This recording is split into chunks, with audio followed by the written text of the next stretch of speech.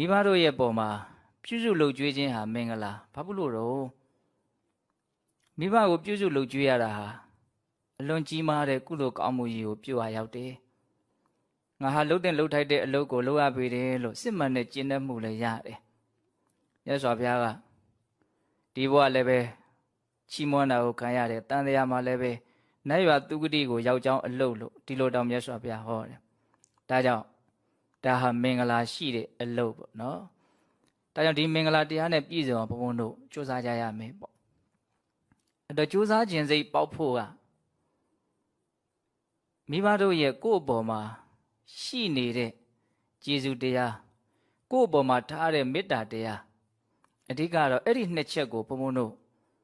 ဆင်ခြင်မိဖို့စဉ်းစားမိဖို့အရေးကြီးတယ်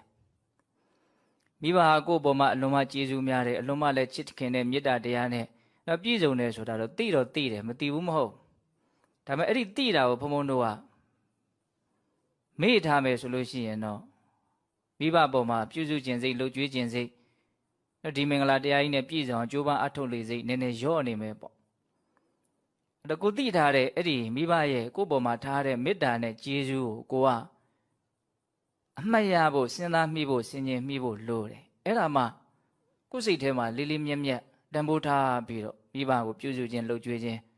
ဒီမင်္ဂလာတရားကြီးနဲ့ပြည့်စုံပို့ပြီးတော့ကြိုးပမ်းအထောက်လို့စိတ်ထက်တာနော်